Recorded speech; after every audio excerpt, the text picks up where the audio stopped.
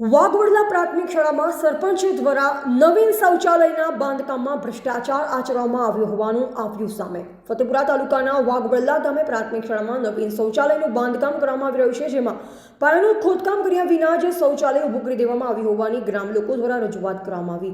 જમીન લેવલ જ બાંધકામ ઊભું કરી દેવાયું, ત્યારે એક સ્થાનિક જાગૃત નાગરિકે મીડિયા મિત્રને જાણ કરતા મીડિયા મિત્ર ઘટના સ્થળે પહોંચી સ્થળની મુલાકાત કરતા વાઘવડલા પ્રાથમિક શાળાના આચાર્ય દ્વારા જણાવવામાં આવ્યું હતું કે હું તાલીમ પર હતો અને આ સમય દરમિયાન બાંધકામ ચાલુ કર્યું હતું ને મેં સરપંચને જાણ પણ કરી હતી કે કામ વ્યવસ્થિત કરવામાં આવે, પણ બાજુમાં બીજું શૌચાલયનું બાંધકામ કરવા માટે પાયાનું ખોદકામ કરતા સરપંચ દ્વારા ઊભું કરવામાં આવે શૌચાલય પાયા વગરનું હોવાનું જોવા મળ્યું, તેમજ મટીરિયલ્સનું પણ હરકી ગુણવત્તાનું વાપરવામાં આવ્યું હોવાનું વાઘવડલા પ્રાથમિક શાળાના આચાર્ય દ્વારા જણાવવામાં આવ્યું। અને ગ્રામજનોનો આરોપ છે કે શાળાનું શૌચાલય બનાવવામાં ભ્રષ્ટાચાર આચરવામાં આવ્યો છે, જ્યારે હલકી ગુણવત્તાનું શૌચાલય ઊભું કરવામાં આવે અને ચોમાસાના સમયમાં જો શૌચાલય પડી જાય અને બાળકોને જાનહાનિનું નુકસાન થાય તો તેમાં જવાબદાર કોણ?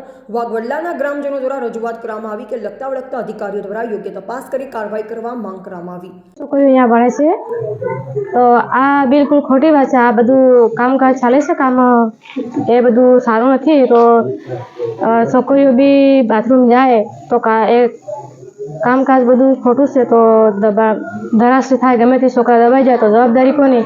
તો ગામ તરીકે એક ભાઈએ જાણ કરી તો એ ભાઈને ભાભર લલિતાબેન શાંતિલાલભાઈ એ સરપંચના ઘરવાળા છે, એ ભાઈને 10 ગોળી તારા ઉપર મારી દઈશ એવું તો ધમકી આપે છે।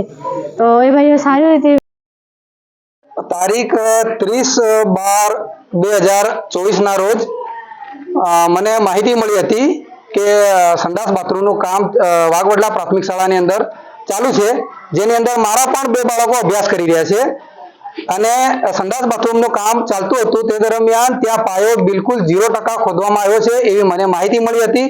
તેના આધારે મેં શાળાના પ્રિન્સિપાલ શ્રી રાજુભાઈ પારગી તેમને મેં જાણ કરી હતી। એના 10 મિનિટ પછી મને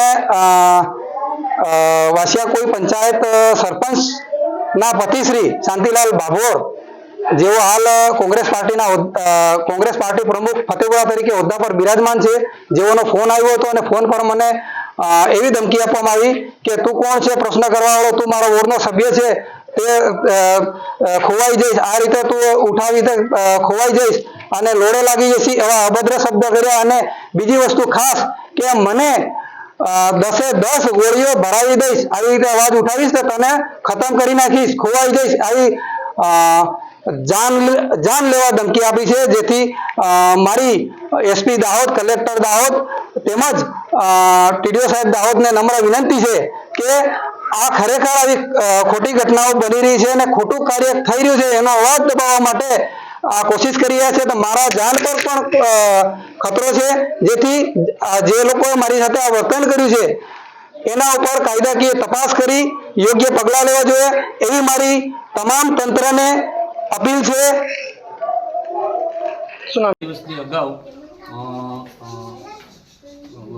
ગ્રુપ ગ્રામ પંચાયત વાસિયા તરફથી એક શૌચાલય મંજૂર થયેલ છે વાઘવડલા પ્રાથમિક શાળામાં, જે કુમાર શૌચાલય છે એવું સરપંચશ્રી દ્વારા મને જણાવેલ હતું।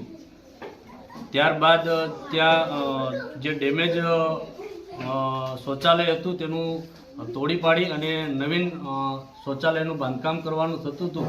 ત્યારે અમુક પ્રશ્નો ઉપસ્થિત થયા હતા। ત્યારે જે બાંધકામ હું જે તે સમયે તાલીમમાં હતો BRC ભવન ખાતે, ત્યારે અહીંયા સરપંચશ્રી દ્વારા ચાલુ કરવામાં આવ્યું હતું અને મને જે અમુક ક્ષતિઓ જણાઈ ત્યારે મેં સરપંચશ્રીને રજૂઆત કરેલી હતી કે થોડું ઘણી સાહેબ પાયા વિશેની કંઈક ક્ષતિઓ ઊભી છે, એટલે જ્યારે હું સ્કૂલમાં હાજર થાઉં તો પછી આપણે ચાલુ કરીશું, પણ છતાંય કામગીરી થોડી ચાલુ રહી હતી અને જે પાયાનું હતું એ થોડુંક કામગીરી જે મટીરિયલ જે વાપરવાનું હતું એ ઓછું વાપરેલ છે એવું જણાઈ આવતા જાગૃત નાગરિક તરીકે મને જાણ કરેલ હતી। તો એ વિશે મેં સરપંચને કહેતા એ રૂબરૂ આજે બોલાવેલા હતા, પણ આજે આવી શક્યા નથી। અને આ જે રજૂઆત છે એ પગલે આપને કેવું લાગે છે કે ખરેખર રજૂઆત સાચી છે?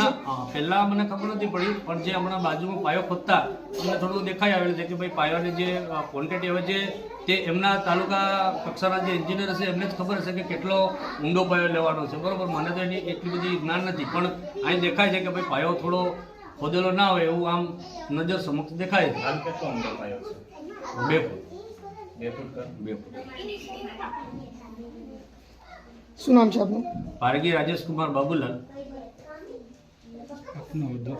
આચાર્ય વાગડ આચાર્ય. અત્યારે 2 ફૂટ છે પાયો?